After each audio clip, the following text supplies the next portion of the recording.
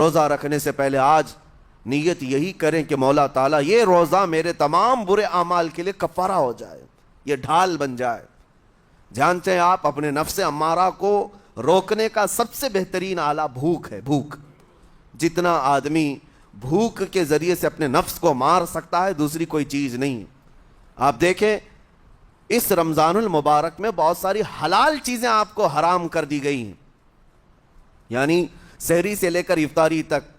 میں یہ نہیں کہہ رہا کہ شراب پینا حرام ہے، نشہ کرنا حرام ہے، وہ تو پوری زندگی بھر حرام ہے، لیکن آپ کو چاول روٹی تو حلال ہے نا، سبزے سیب پھل فروٹ تو حلال ہے، لیکن یہ حلال چیزیں بھی اللہ نے آپ پر حرام رکھی ہیں، روزے کے عالم میں نہیں کھا سکتے۔ سحری سے لے کر افطار تک یہ حلال لقمے، پانی تو حلال ہے، پاک ہے، لیکن آپ کے لیے روزے کے عالم میں حرام ہے۔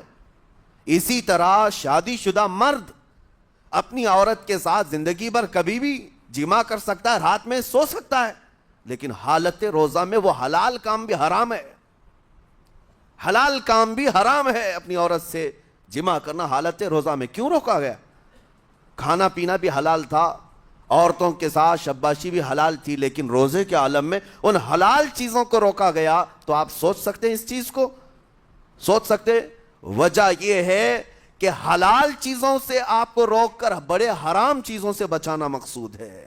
آج اگر اپنے آپ میں اتنا کنٹرول کر لے جاؤ کہ چند حلال چیزوں سے دن بھر بچ سکتے ہو، انشاءاللہ رمضان کے بعد بڑی حرام چیزوں سے بھی اللہ آپ کو محفوظ رکھے گا۔ میرے عزیزو، برا ہے ان لوگوں کا جن کو میرے آقا صلی اللہ تعالیٰ علیہ وسلم نے دعائے ہلاکت فرمائی۔ اس سے بدنصیب کوئی ہو سکتا ہے جن کے لیے رسول رحمت صلی اللہ تعالیٰ علیہ وسلم کی دعائے ہلاکت ہوئی ہو؟ حضور صلی اللہ تعالیٰ علیہ وسلم ایک دن مسجد نبوی شریف میں تشریف لے جا رہے تھے، منبر پر آپ نے قدم رکھا، آمین کہا، پھر دوسرے زینے پر قدم رکھا، آمین کہا، تیسرے زینے پر قدم رکھا، آمین کہا۔ خطبہ مکمل کیا، صحابہ نے پوچھا یا رسول اللہ صلی اللہ علیہ وسلم ہر زینے پر آپ قدم رکھتے ہوئے آمین کس لیے کہہ رہے تھے؟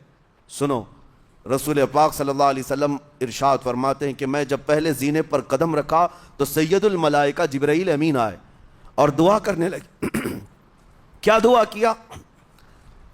یوں کہا، یا رسول اللہ صلی اللہ علیہ وسلم وہ شخص ہلاک و برباد ہو جائے جو آپ کا نام سنے اور پھر اس کے بعد درود نہ بھیجے۔